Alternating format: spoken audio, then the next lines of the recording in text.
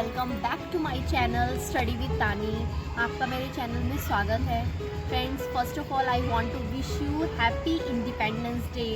आज हम 77th independence अपना देश का मना रहे हैं, तो आप सबको उसके लिए बहुत बहुत बधाई। हमारे देश के क्रांतिकारी वीरों ने इतना बलिदान दिया, हमारे देश को आज़ाद कराया। उनके बलिदान के आगे फ्रेंड्स हमारा बीएड वर्सेस बीटीसी का दुख कुछ भी नहीं है। सो जितने भी बच्चे बीएड करे हुए हैं और वो बहुत ज़्यादा दुखी हैं, डिप्रेस हैं, तो मैं आप सबसे बस यही कहना चाहूँगी कि अपॉर्चुनिटीज़ कहीं नहीं गई हैं। बहुत सारी अपॉर्चुनिटीज़ हमारे पास अभी भी हैं, तो आप बिल्कुल भी हताश ना होइएगा, निराश ना होइएगा। 2 दिन से फ्रेंड्स मेरी भी बहुत ज़्यादा तबीयत ख़राब थी, इसलिए मैं अपना व्लॉग शूट नहीं कर पाई, आपसे शेयर नहीं कर पाई अपने डे रूटीन को।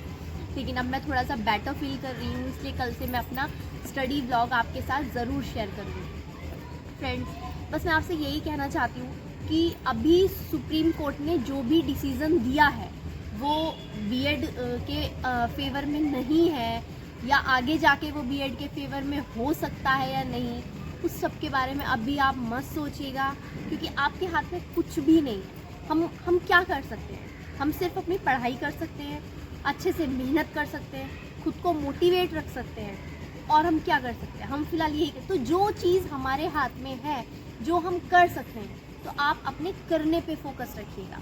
देखिए, हम बीएड स्टूडेंट्स, मैं भी बीएड 2019 पास आउट स्टूडेंट हूँ। मुझे भी बहुत दुख हुआ है।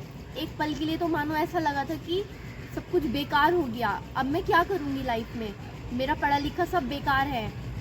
बहुत ज़्यादा मैं भी परेशान थी कि भाई मैंने बीएड कर लिया है, मुझे बीटीसी कर लेनी चाहिए थी, या फिर मुझे ये अदर चीज़ करनी चाहिए थी। मैं भी बहुत ज़्यादा परेशान थी, बहुत ज़्यादा थॉट मेरे दिमाग में भी आ रहे थे। लेकिन फिर मैंने सोचा कि अब क्या, अब आगे क्या मेरे पास 2 ऑप्शन है।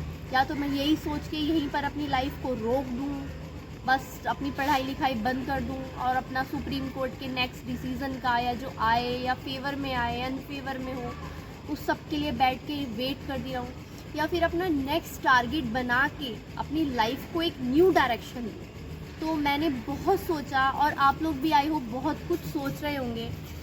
तो फाइनल मैंने यही डिसीज़न निकाला है कि देखिए, अब बीएड वालों का क्या होगा। अभी हो सकता है कि अभी जो यूपी के चीफ मिनिस्टर हैं मिस्टर आदित्यनाथ योगी, अभी क्या पता वो भी इस फ्रेम में आके क्या डिसीज़न ले। हो सकता है अभी उनकी भी कोई टिप्पणी नहीं आई है, अभी तो सुप्रीम कोर्ट का फैसला आया है। अभी हो सकता है सेकंड बेंच लगे, उसमें हमारा कुछ फेवर में भी डिसीज़न हो जाए। तो आप पॉजिटिव भी सोचिए, है ना। आप बिल्कुल ये मत सोचिए कि बिल्कुल बस बाहर निकाल दिया है तो अब वो हम अंदर नहीं आ सकते, अब हम एग्ज़ाम नहीं दे सकते। कोई बात नहीं, अभी फ़िलहाल प्राइमरी से तो बाहर है ना। अभी टीजीटी है, पीजीटी है, जीआईसी, एलटी ग्रेड का एग्ज़ाम होगा, बीईओ का एग्ज़ाम होता है, GSSB के एग्ज़ाम होते हैं, टीजीटी पीजीटी, और नेक्स्ट सेशन में हो सकता है केवी भी अपना टीजीटी पीजीटी, अब जो इस बार मैंने भी नहीं फिल किया था, लेकिन नेक्स्ट टाइम तो हम भी फिल करेंगे ना। तो अपॉर्चुनिटी बहुत सारी है।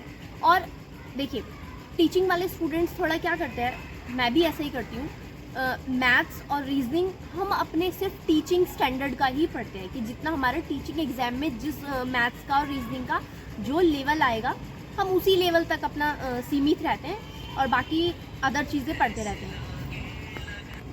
देखिए, हमको अपना थोड़ा मैथ्स और रीजनिंग पर पोर्शन पर ध्यान देना है। हमको अपने मैथ्स और रीजनिंग की थोड़ी थोड़ी प्रैक्टिस डे बाय डे बढ़ानी है, कि हम उस प्रैक्टिस को एसएससी लेवल तक ले जाएं।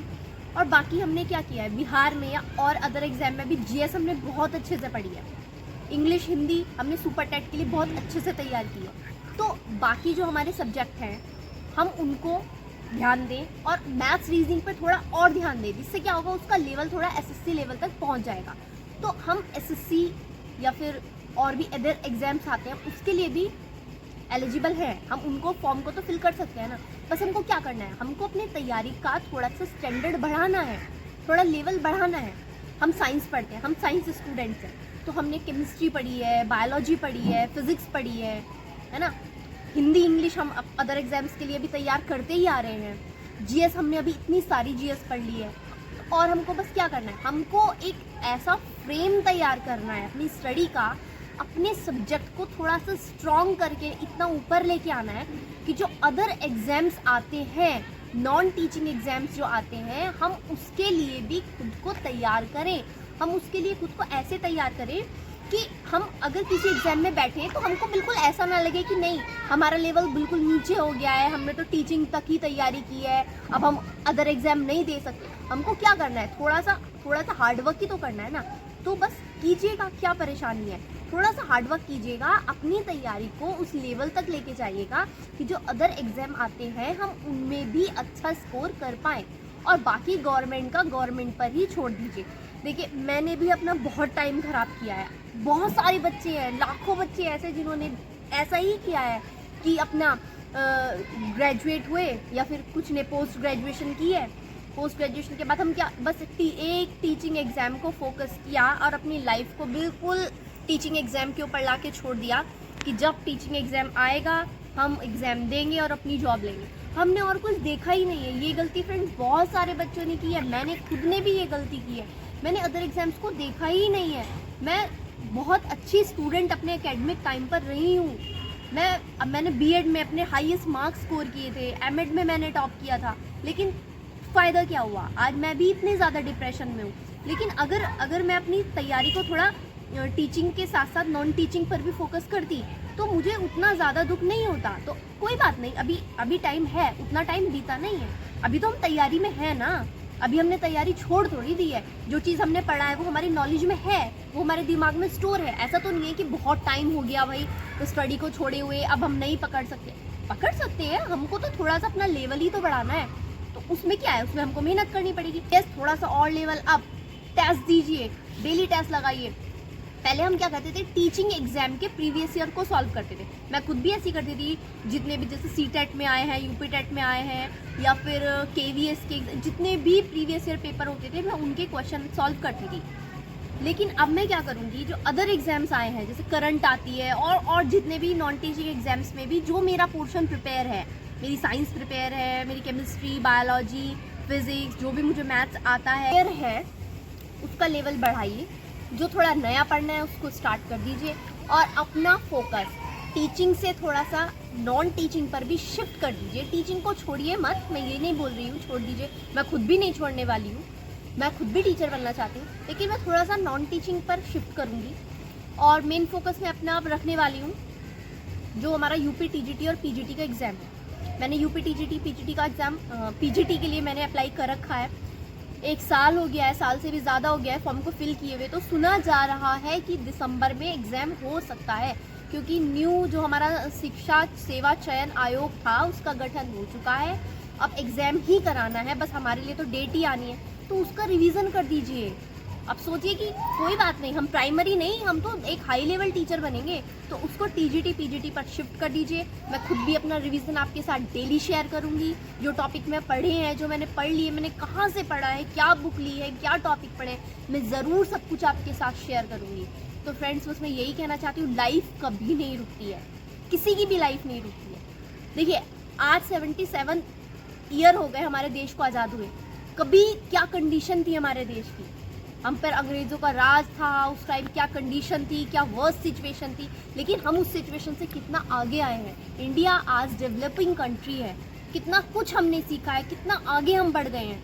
तो अपनी लाइफ को भी क्या हम यहीं तक बस प्राइमरी टीचिंग तक ही सीमित रखेंगे क्या हम आगे नहीं जाएंगे? सोचिए, हमको टीजीटी पीजीटी के लिए अब दुगनी चौगनी मेहनत करनी है।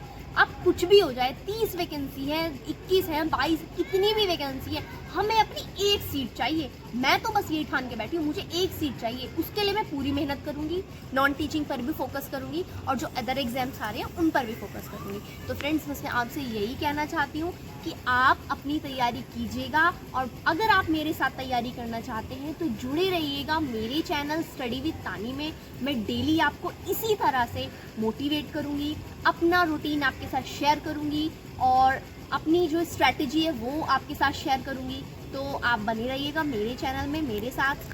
तो मिलते हैं आपसे अपने नेक्स्ट व्लॉग में स्टडी विद तानी। Thank you and like, share and subscribe.